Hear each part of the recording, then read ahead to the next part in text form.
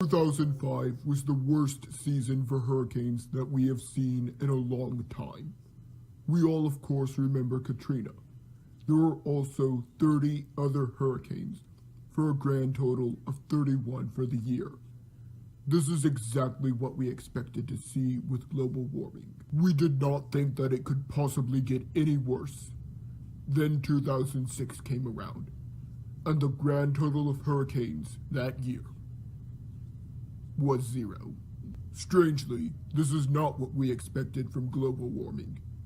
It seems that when there are storms, it is global warming. But if everything is just fine the next time around, it is just a blip on the radar. Climate change, a definition so broad that it can describe anything.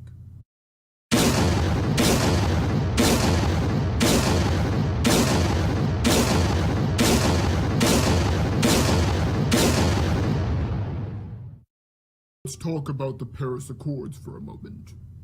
In a historic victory for liberty, freedom, and national sovereignty, President Donald Trump pulled the United States out of the Paris Accords, which created an unelected international body to govern the affairs of the United States in a futile attempt to stop global warming. Personally, my initial problem is that it binds Americans for many generations to the whims of other nations.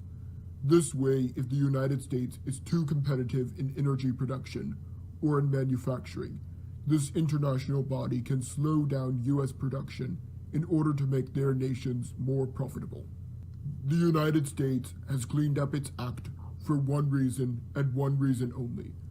Waste does not create a profit. Every pound of industrial waste that is generated is lost revenue. Therefore, companies have been trying to find ways to reduce waste to protect their bottom line for years. Rockefeller was a fine example of this. He arguably did not have a care in the world for the environment, but cared about his profits.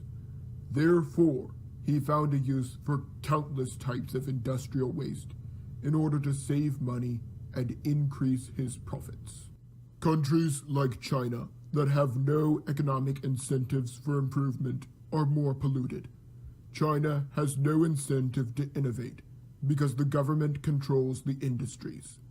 Therefore, the manager gets the same benefits regardless of how much is produced and how much is wasted.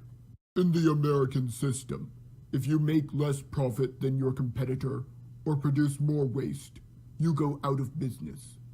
Therefore, liberty and capitalism have done more for the environment than some airhead tracing around the world in a private jet ever did. Climate change, a definition so broad that it can describe anything.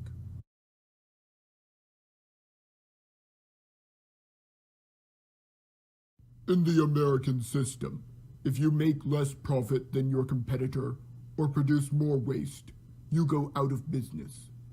Therefore, liberty and capitalism have done more for the environment than some airhead tracing around the world in a private jet ever did. Speaking of the former VP, Al Gore, like so many other of the big environmentalists, is hypocrisy incarnate. He made a fortune off of the religion of climate change.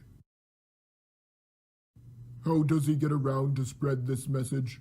Does he Skype or fly commercially to help the environment? No, he flies in a private jet. Not only does he not have to mingle with us little people, but it is much more harmful to the environment.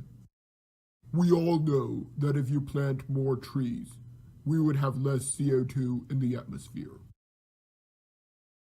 The Gore home is 10,000 square feet. The average tree needs 50 square feet of space to grow. This means that if Gore just lived in a small apartment or renter in the city, that land could be converted into a small forest of 200 trees. A tree can absorb as much as 48 pounds of carbon dioxide per year, and can sequester 1 ton of carbon dioxide by the time it reaches 40 years old. As any grade schooler can tell you, CO2 is produced naturally by anything that breathes oxygen. There are 686 kilocalories per mole. That means that if you ate just 1 mole of sugar, you would get 686 kilocalories of energy. Since the average person needs 2,000 kilocalories per day, this is about 3 moles of sugar. 3 moles of sugar is 540 grams, and 3 moles of CO2 is 800 grams. This means that in 1 year, the human body releases 400 kilos of CO2, or 40 tons per lifetime. This is about 4% of our total emission due to cars, airplanes, etc. These numbers are courtesy of Ivan Guyver. Combine that with the billions of people on this planet. If CO2 emissions are truly the most troubling thing, we need to regulate when people breathe. Even the most green person, who lives in a cave, without any electronic convenience, and lives the most simple life imaginable, is still killing the planet just by being alive. Therefore, Gore's hypothetical forest would absorb 21,772.4 grams of CO2 per year. Remember that a 2,000 kilocalorie diet produces 400 kilos of CO2 per year. This means that the forest would absorb roughly 5% of what one person put out. Instead of tracing around the world like a chicken with his head cut off lecturing us on how to live, Gore should be spending his fortune planting trees and trying to save forests. Let's pretend for a moment that the green lobbyists are right on climate change. I said pretend. Close enough. One of the main arguments used is that it takes a long time for oil to form. As such, we will one day run out. The only problem is that every time they say this, we find more. One of the main reasons that we keep finding and drilling for more is that we have better technology to locate reserves and better technology to get to oil that was previously inaccessible. Even if that were the case, it is untrue from the start. Scientists took algae and found a way to turn it into oil. Realizing what they had done and how this could destroy their millions of years' religion, they quickly turned around and said that scientists did quickly what previously took millions of years. The earth is very young, and the good Lord provided us with everything that we need. Furthermore, the green industry will put countless hard-working Americans out of a job. Clinton actually said that she would put a lot of coal miners out of a job.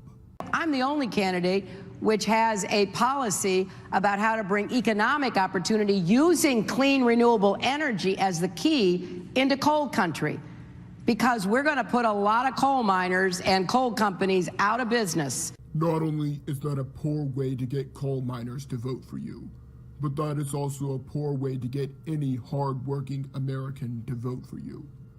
Bluebell is the primary source of employment for the town of Brenham, Texas, and if that plant had gone out of business, as it almost did a short time ago, that entire town might have gone barren. I imagine that there are a lot of small towns out there where the primary source of income is a coal mine or oil fields. If these green policies go to work, unemployment would skyrocket. Yes, green jobs are good, but they should be determined by the market value and freedom of association. If a city or people choose to invest their own time, money, and resources into a project, they choose to do so. It is a staple of the left. Their policies are so good for you that they have to take your money at gunpoint. It seems that we are scaring ourselves to death and not even doing what could actually help the Earth. Besides, it seems like preaching about global warming would cause more global warming than doing nothing about it.